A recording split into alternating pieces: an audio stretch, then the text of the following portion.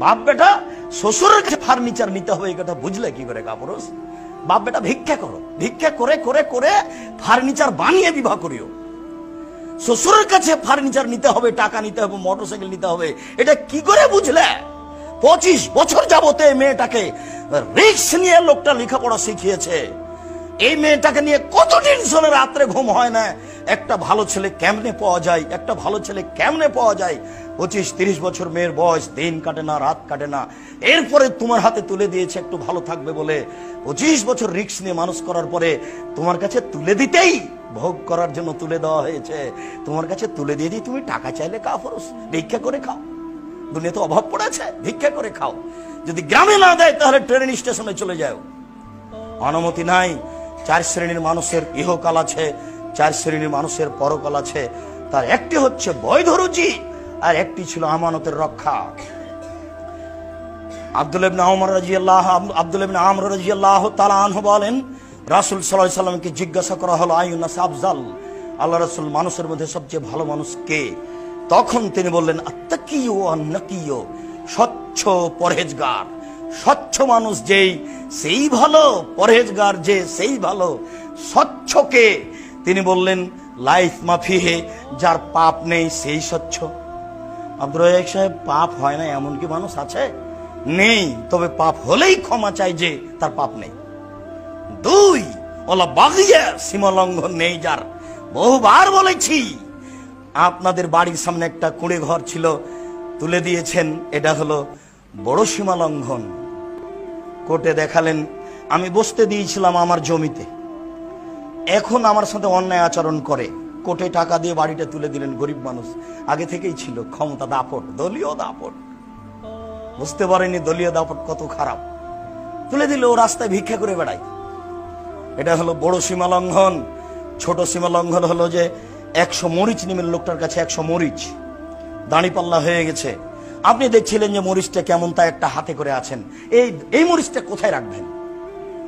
এই মরিচটা যদি আপনার পাল্লায়, আপনার ব্যাগে রাখেন, আপনি সীমা লঙ্ঘনকারী, আপনি স্বচ্ছ নন, আপনি স্বচ্ছ নন। ওয়ালা গিল্লা, যারা আমানতের খেয়ানত আছে, আত্মসাৎ করে, সে স্বচ্ছ নয়।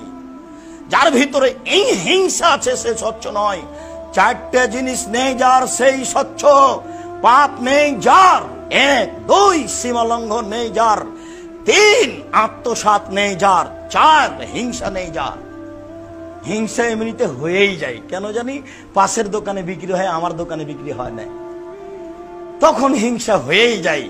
তখন হিংসা করবেন কার কাছে? তাহলে তাকদীরের উপরে ভরসার অভাব আছে। রাতে উঠে 2 রাকাত সালাত আদায় করে আল্লাহকে বলতে হবে, আল্লাহ, পাশের দোকানদারকে আমি ভালোবাসতে চাই, দয়া করে তুমি আমার ব্যবস্থা করো। মানুষ মাত্র হিংসা হয়েই যাবে, এটাই স্বাভাবিক। এরপরে প্রাণপণে চেষ্টা করতে হবে।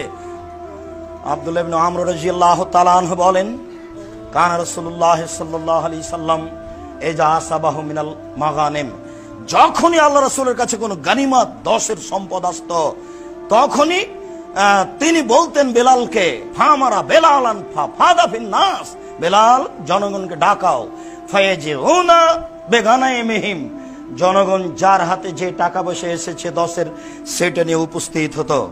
ফায়ুকাসসিমুহু উইখামেসহু, 5 ভাগের 1 ভাগ করে 5 ভাগের 1 ভাগ নিজের কাছে রেখে দিতেন, বাকি 4 ভাগ যোদ্ধাদের মধ্যে বন্টন করতেন। ফাজারাজুলুন ইয়াওমান, বন্টনের পরে হঠাৎ একটা লোক আসলো আল্লাহ রাসূলের কাছে, এসে বলছে, আল্লাহ রাসূল, ইন্না হাজা ফিমা আসাবনা মিনাল মাগানিম, এই যে আমার কাছে একটা রশি আছে, মিন শারিন, লেজামান মিন শারিন, ঘোড়ার একটা লাগাম আছে, লুমের, চুলের, লুমের, পশমের একটা লাগাম আছে আমার কাছে, এটা 10-এর সম্পদ। তখন আল্লাহ রাসূল বললেন, মা সামেতা বেলালান, বেলাল চিৎকার করে বলেছিল, যার যা আছে সেটা নিয়ে আসো।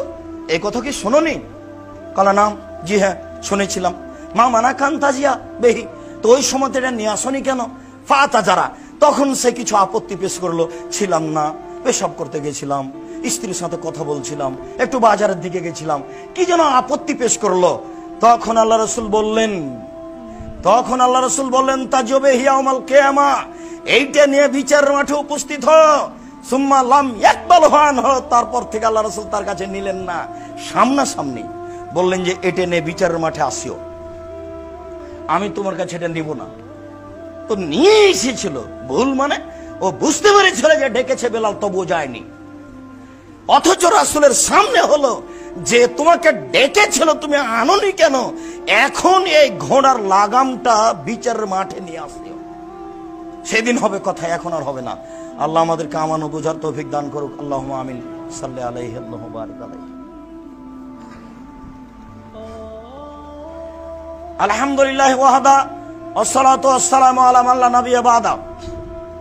আবু হুরায়রা রাদিয়াল্লাহু তাআলা আনহু বলেন, কানা সাকাল রাসূলুল্লাহ সাল্লাল্লাহু আলাইহি সাল্লাম রাজুলিন ইয়াকুলু কারকারা, একজন লোকের কাছে আল্লাহ রাসূলের 10 সম্পদ জমা ছিল। ফামাতা ফাকাল রাসূলুল্লাহ সাল্লাল্লাহু আলাইহি ওয়াসাল্লাম ইন্নাহু ফিন্নার, লোকটা মারা গেল। তখন আল্লাহ রাসূল বললেন ও জাহান্নামে যাবে।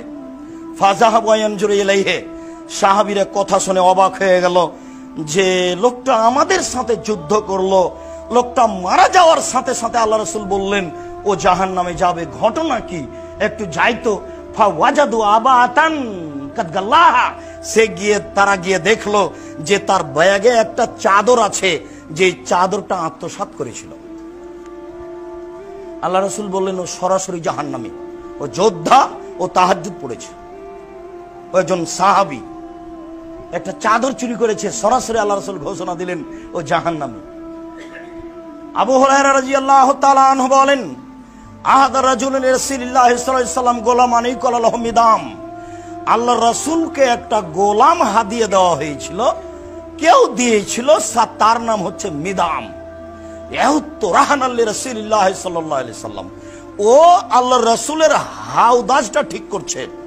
উটের উপরে হাওদা থাকে, ওই হাওদাজের উপরে আল্লাহ রাসূল উঠে বসবেন, সেই জন্য রাসূলের গোলাম হিসাবে, কাজের লোক হিসাবে এটা ঠিক করছে। ফাসাবাহু সাহমুন আইন, হঠাৎ কোন দিক থেকে কে যে একটা তীর মেরেছে, তাকে এসে লেগে গেছে। ফাকাতালাহু, তীর এসে লাগতে সে লোকটা মারা গেল, তীর এসে লাগতে লোকটা মারা গেল। ফাকালান নাস হানিয়াল্লাহুল জান্নাহ, তখন লোকেরা বলল এ জান্নাতি, পীর সাহেবের তো খিদমত করে মারা গেছে, এ জান্নাতি। মানুষ বলছে না পীর সাহেবের কাছে ছিল, খিদমত করে মারা গেছে। রাসূলের নিজস্ব গোলাম, রাসূলের উটের উপরে হাওদাজ ঠিক করছে, হাওদাটা ঠিক করছে, আল্লাহ রাসূল ওখানে উঠে বসবেন এই জন্য। হঠাৎ করে কোথা থেকে একটা তীর এসে লাগলো, তাতে মারা গেল। লোকেরা বলল লোকটা ধন্য, লোকটা জান্নাতে যাবে, লোকটা ধন্য, লোকটা জান্নাতে যাবে। তখন আল্লাহ রাসূল বলছেন কাল্লা, কখনো নয়, ইনি রাইতুহু ফিন্নারে, আমি তাকে জাহান্নামে দেখছি। ওয়াল্লাযী নাফসি বিয়াদিহি, আল্লাহর কসম, আমি মুহাম্মদ বলছি, আল্লাহর কসম, আমি মুহাম্মদ বলছি, আল্লাহর কসম, ইন্না সামলাতা আল্লাতী আখাযাহা মিন খায়বারা মিনাল মাগালিম তালাম তুসিবাল মাকাসিম, ও খায়বারের যুদ্ধে যে সব টাকা পয়সা কাপড় চোপড় পাওয়া গেছিল, তার মধ্যে থেকে একটা চাদর নিয়ে নিয়েছিল, যেটা ভাগ হয়নি, ভাগের পূর্বেই একটা চাদর নিয়ে নিয়েছিল। লা তাসতালু আলাইহিন নারা, এই চাদরটা তার উপরে জাহান্নামের আগুনকে খেপিয়ে তুলেছে, এই চাদরটাই তার উপরে জাহান্নামের আগুনকে খেপিয়ে তুলেছে। ফালাম্মা সামিয়া যালিকা নাস, যখন জনগণ এই কথাটা শুনলো, ফাজাবে সেরাকিন অসেরাকায়নে, তখন যার কাছে যা একটু ছিল, একটা জুতার ফিতা বা 2টা জুতার ফিতা, মানে একেবারেই কম, 2 টাকা 1 টাকা এরকম ছিল। এবার রাসূলের কাছে নিয়ে এসে বলছে, আল্লাহ রাসূল এই জুতার ফিতাটা আমার কাছে থেকে গেছিল, আল্লাহ রাসূল এই চাদরটা আমার কাছে থেকে গেছিল, আমি এটা অল্প মনে করেছি, 2টা খেজুর, এই 2টা খেজুর থেকে গেছিল, ভাগ করার আগে আমার কাছে থেকে গেছিল। আল্লাহ রাসূল বলছেন সেরাকুন ফিন্নারে ও সেরাকানে ফিন্নার, একটা জুতার ফিতা যে আত্মসাৎ করেছে সেও জাহান্নামে যাবে, 2টা যে করেছে সেও জাহান্নামে যাবে। এমপি, মন্ত্রী, চেয়ারম্যান, মেম্বার, মসজিদের মুতাল্লি, গ্রামের সরদার জানে না 10-এর পয়সা কি জিনিস, খুব কঠিন।